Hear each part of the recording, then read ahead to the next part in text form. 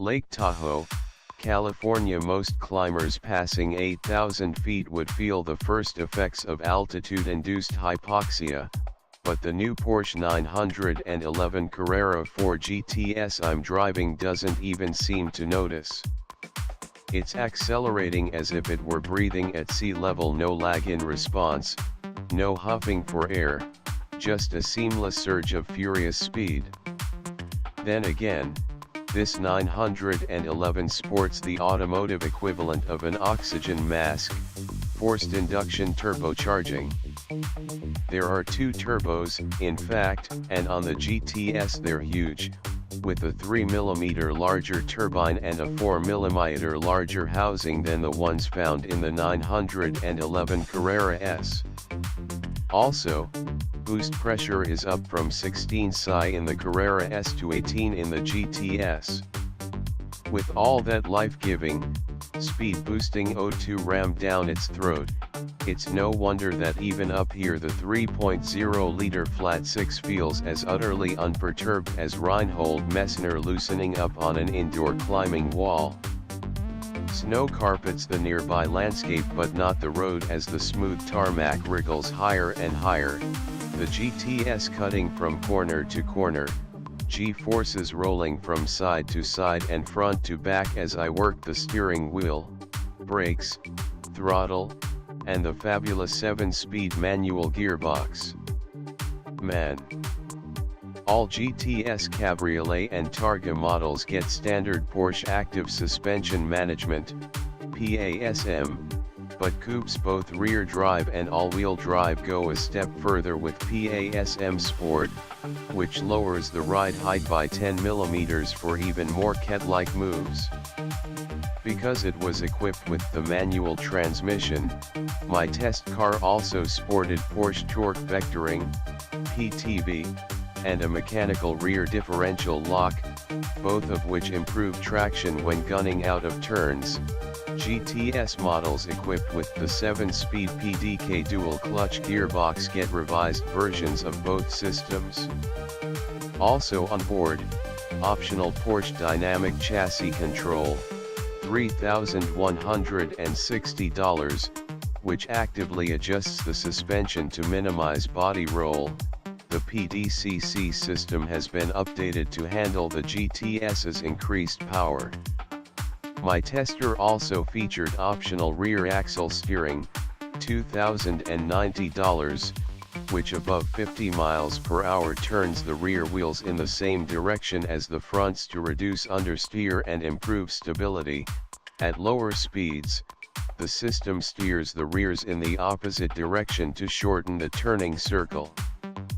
The combined effect of the all-wheel drive layout, the huge meets at each corner, and the advanced chassis systems imbue the GTS with an otherworldly combination of cornering power and confidence-inspired stability. Let's not forget that, many years. Yet the numbers don't tell the story.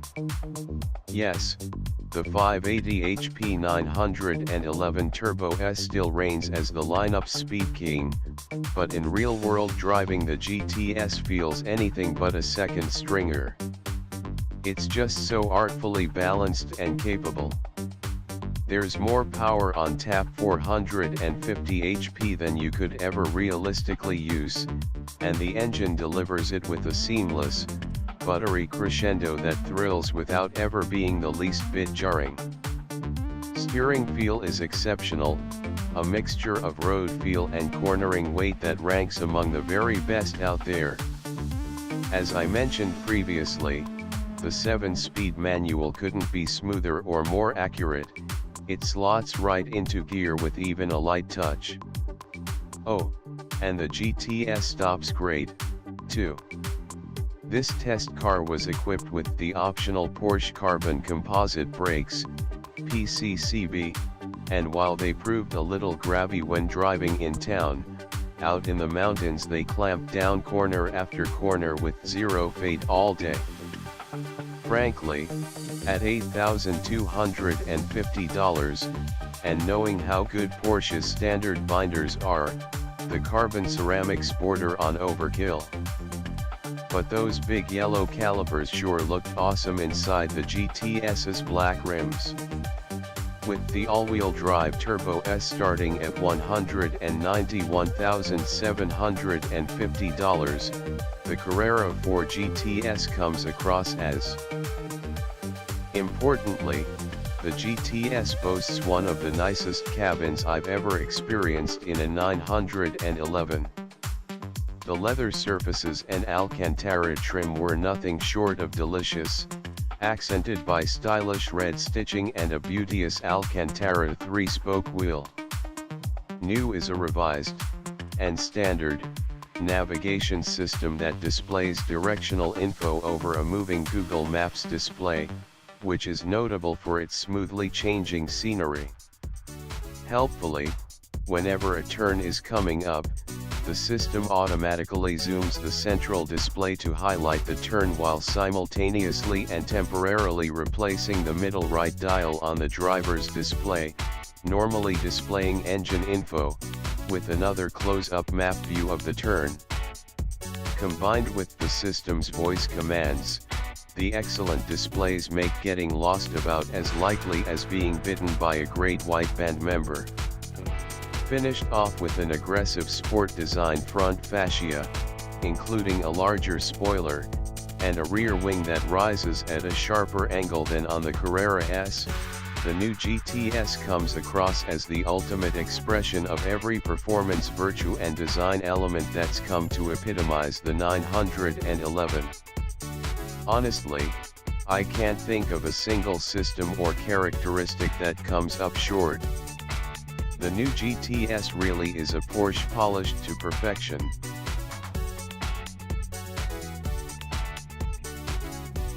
Stuttgart, Germany. We are finally face to face with the upcoming 700 horsepower Porsche 911 GT2 RS, and this isn't just a turbo with some extra grunt. Indeed, a wild ride from Stuttgart over the Swabian Alb to Munich suggests this latest forced induction 911 is about to turn the high-performance sports car world upside down. The days when Porsche fitted 2 grab handles to every 911 are long gone, but that doesn't mean passengers are chucked out the window during hard driving. Thank the GT2 RS's red safety belts, deep bucket seats, and firm belief in what modern technology can do for active safety. Not to mention the driving skills of the pro at the wheel, Uwe Braun, project manager of Porsche's GT car development department. If you think the new 500 HP/339 lb-FT 911 GT3 peels tarmac like nothing else, you're in for the shock of your life as soon as the GT2 RS's 700 HP of power and 553 lb-ft of torque grab you by the bowels. Despite the related nomenclature, the GT3 and the GT2 RS are worlds apart thanks to the power and torque differences. Just consider, the GT2 RS, Porsche says, can accelerate from 0 to 62 miles per hour in 2.9 seconds and reach 212 miles per hour. For almost an hour in the car, Braun is happy talking tech and telling anecdotes.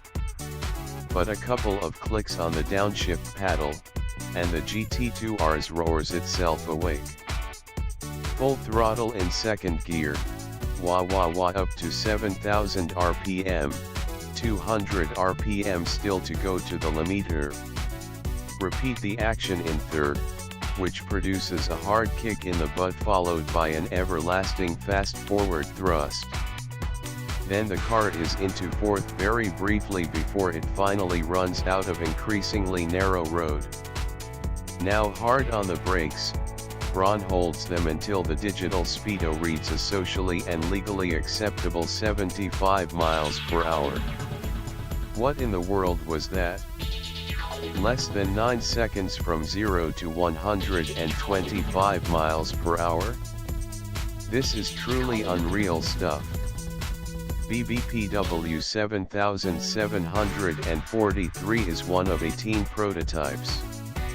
It has just more than 3,800 miles on its clock, but if the bodywork's condition is anything to go by, this GT2 RS has spent most of its life driving to and from torture chambers.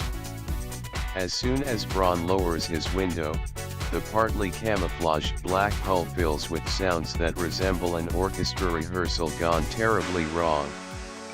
Downshifting a gear makes the transmission clap its lightweight friction plates, sudden.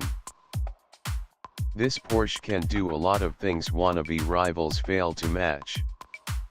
But what really separates the GT2 RS from the flock is the way it delivers these goods. Take the steering, which reads the road with the accuracy of a 3D plotter. In this car, input equals output, irrespective of velocity and terrain.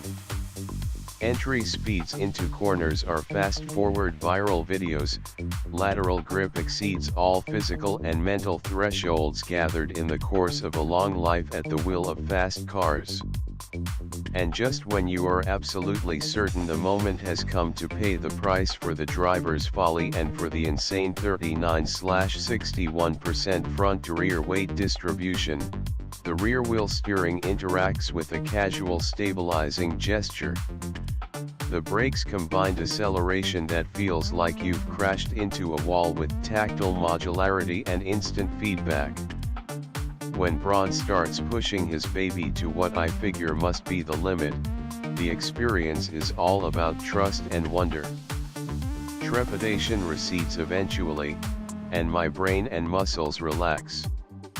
After all, the fully variable rear differential lock puts the torque down without angry gestures. The tires feel as though they must have been developed in close cooperation with a superglue.